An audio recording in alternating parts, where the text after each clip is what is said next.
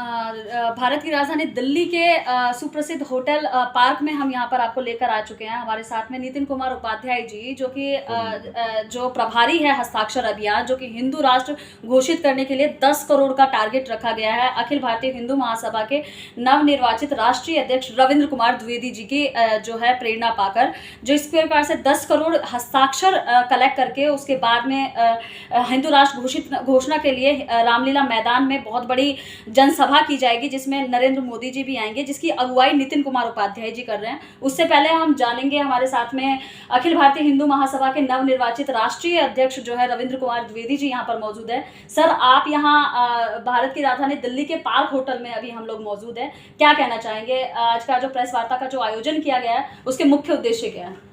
देखिए, अखिल भारत हिंदू महासभा ने अपने 108वें स्थापना दिवस 13 अप्रैल 2022 को जंतर मंतर पर एक प्रदर्शन करते हुए और अपना स्थापना दिवस मनाते हुए भारत को हिंदू राष्ट्र घोषित करवाने के लिए एक 10 करोड़ हस्ताक्षरों का एक अभियान मुंबई के नितिन उपाध्याय जी को बनाया गया है, जो कि हिंदू महासभा के राष्ट्रीय उपाध्यक्ष जी भी हैं। और ये पूरे देश का भ्रमण करके लोगों को जोड़ रहे हैं, लोगों में हस्ताक्षर अभियान के प्रति चेतना पैदा कर रहे हैं और प्रदेश स्तर पर संयोजकों की नियुक्ति करके हस्ताक्षर अभियान की सफलता को सुनिश्चित करने के अभियान में जुटे हुए हैं। और इसी क्रम में आज उनका यहाँ मुंबई से दिल्ली आगमन हुआ है और यहाँ दिल्ली के बाद वो चंडीगढ़, पंजाब और पंचकुला, हरियाणा भी जाएंगे। वहाँ पर भी इन लोगों का वहाँ पर कार्यक्रम है। तो कहने का तात्पर्य यह है कि जो 13 अप्रैल 2023 को रामलीला मैदान में 10 लाख हिंदुओं का एक हिंदू राष्ट्र सम्मेलन, हिंदू राष्ट्र निर्माण सम्मेलन आयोजित किया जाएगा, जिसमें माननीय प्रधानमंत्री नरेंद्र मोदी जी को मुख्य अतिथि के रूप में आमंत्रित किया जा चुका है और वो 10 करोड़ हस्ताक्षरों का ज्ञापन वहीं पर माननीय नरेंद्र मोदी जी को सौंपा जाएगा और उनसे हिंदू राष्ट्र निर्माण की घोषणा करने का आह्वान किया जाएगा। तो इस संदर्भ में जो पूरे देश में एक अभियान चल रहा है और लाखों हस्ताक्षर एकत्र हो चुके हैं और हर हिंदूवादी, वो चाहे बजरंग दल से जुड़ा हो, वो शिवसेना से जुड़ा हो, वो भाजपा का जुड़ा हो, वो सभी लोग हिंदू महासभा के इस हस्ताक्षर अभियान से प्रेरित हैं। बड़े बड़े भजन गायिका, बड़े बड़े धर्माचार्य भी इससे जुड़ रहे हैं और पूरे देश के हिंदू समाज की एकमात्र ये मंशा है कि अब भारत को हिंदू राष्ट्र घोषित होना चाहिए और भारत को विधर्मी और जिहादी मुक्त बनाना चाहिए। बाकी शेष जानकारी हमारे राष्ट्रीय संयोजक हस्ताक्षर अभियान के नितिन उपाध्याय। युवाओं के आदर्श और हिंदुत्व और सनातन के प्रति सदैव समर्पित रहने वाले हमारे साथ में हस्ताक्षर अभियान के मुख्य संरक्षक जो है नितिन कुमार उपाध्याय जी अब हमारे साथ में मौजूद हैं। बताना चाहेंगे आपको, देश के विभिन्न राज्यों में जो है घूम घूम कर लोगों को, युवाओं को सनातन संस्कृति के प्रति तो जागरूक कर ही रहे हैं, लेकिन जो मानव जीवन का मुख्य उद्देश्य है, जो सनातन संस्कृति की परंपरा है, और मैं आपको बताना चाहता हूँ सबसे बड़ी बात, इतने सारे कंट्रीज होने के बाद भी आज तक कोई भी नेपाल को छोड़कर हिंदू राष्ट्र नहीं है, जिसकी अगुवाई कर रहे हैं अखिल भारतीय हिंदू महासभा के राष्ट्रीय संयोजक हैं हस्ताक्षर अभियान के। क्या कहना चाहेंगे सर आज के कार्यक्रम को लेकर?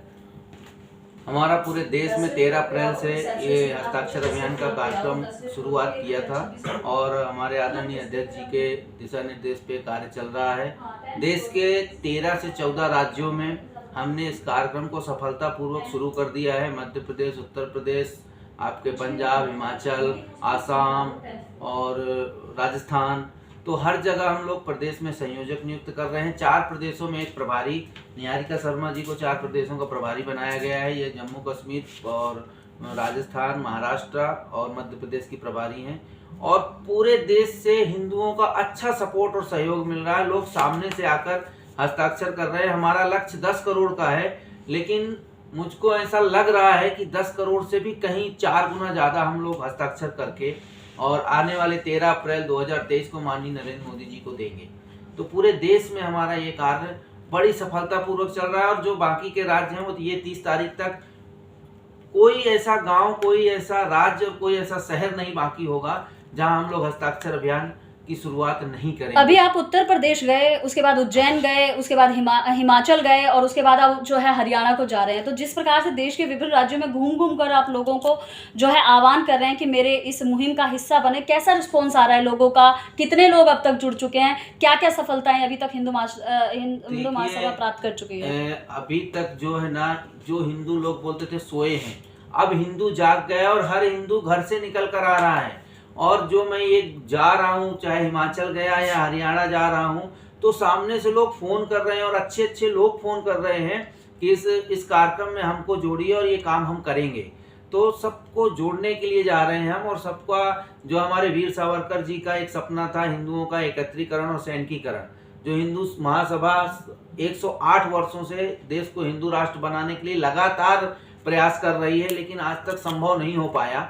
और ये सनातनी सरकार है, प्रधानमंत्री मोदी जी बैठे हैं, इन्होंने कई अच्छे निर्णय लिए हैं हिंदुओं के हित में, चाहे वो राम मंदिर का मुद्दा हो, चाहे कश्मीर में धारा 370 हो, चाहे वो ट्रिपल तलाक हो, चाहे एनआरसी कानून हो। तो हम चाहते हैं कि इसी सरकार में माननीय मोदी जी देश को हिंदू राष्ट्र भी घोषित करते हुए, क्योंकि ये कोई नई मांग नहीं है, 108 साल पुरानी मांग है। 400 साल पहले वीर शिवाजी ने युद्ध किया था तो भी वो हिंदू राष्ट्र के लिए किए थे।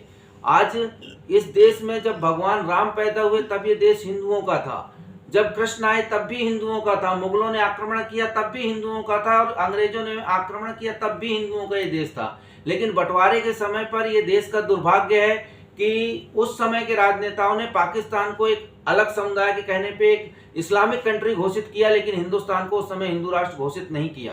तो हमारी ये हिंदू महासभा की आज से नहीं, सन 1937 से जब से 1915 से जब से हिंदू महासभा का गठन हुआ है, तब से हिंदू राष्ट्र के लिए ही हम लोग लड़ाई लड़ रहे हैं। और हमें आशा है कि माननीय मोदी जी आने वाले 13 अप्रैल को जरूर इसको घोषित करें। सफल उद्योगपति हैं आप, साथ ही साथ जो हैं राष्ट्रीय प्रवक्ता भी रह चुके हैं और राष्ट्रीय उपाध्यक्ष भी रह चुके हैं बड़ी बड़ी संस्थाओं के। ये कहाँ से प्रेरणा मिली, किसने कहा कि इस मुहिम में काम करना है? क्योंकि अगर बात करें वर्तमान की दौर की, तो लोगों को खुद पर ही वो होश नहीं है, अपने अपने परिवार के लिए जीने में होड़ में आगे बढ़ रहे हैं। तो ये प्रेरणा स्रोत कौन है आपके, कहाँ से मिली कि मुझे अपनी कंट्री के लिए कुछ करना है, अपने हिंदुत्व के लिए कुछ करना है? देखिए, प्रेरणा तो जब से कोरोना आया तब से मैं इसमें ज़्यादा एक्टिव हुआ, लोगों की हालत देख के। और देश की आज ऐसी स्थिति है कि हम भगवान राम की यात्रा नहीं, शोभा यात्रा नहीं निकाल पाते, हम कोई रैली नहीं कर पाते, जगह जगह पथराव होता है, आगजनी होती है, पत्थरबाजी होती है।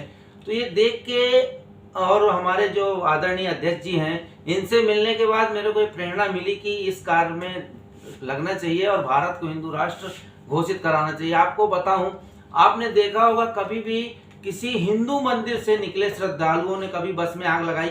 आप पत्रकार हैं, आप बताइए, कभी आपने कवर किया कि हिंदू मंदिर से दर्शन करने के बाद वहां के लोगों ने आग लगा दी? या किसी गुरुद्वारा से निकलने वाले सिखों ने किसी बस के टायर फोड़ दिए? या किसी जैन मंदिर से निकलने वाले लोगों ने बस के कांच तोड़ दिए? सिर्फ मस्जिद में ही पत्थर और पेट्रोल बम क्यों पाए जाते हैं? ये एक प्रश्न है। और हम देखिए, मुसलमानों का विरोध नहीं कर रहे, हम जो हिंदू राष्ट्र की मांग कर रहे हैं, हमारा है एक देश एक कानून। जो हिंदुओं के लिए कानून है वही मुसलमानों के लिए कानून होना चाहिए। अगर मंदिर गवर्नमेंट की संपत्ति है तो मस्जिद भी गवर्नमेंट की संपत्ति होना चाहिए। अगर हिंदुओं के बच्चे आईपीएस आईएएस बनते हैं, हम नहीं चाहते हमारे देश में अब दोबारा कोई अफजल पैदा हो, हम चाहते हैं हमारे देश में 100 अब्दुल कलाम पैदा हो। हम अब्दुल कलाम का सम्मान करते हैं, उसको सैल्यूट करते हैं, लेकिन अफजल का इस देश में कोई स्थान नहीं है। और हिंदू राष्ट्र बनने के बाद जब देखिए सभी जाति के, सभी धर्म के लोग पढ़ेंगे, लिखेंगे, आगे विकास करेंगे, तो ही ये देश का विकास होगा। सिर्फ एक जाति के पढ़ने लिखने से ना, और दूसरी जाति वाला पत्थर मारेगा तो ये देश का विकास संभव नहीं है।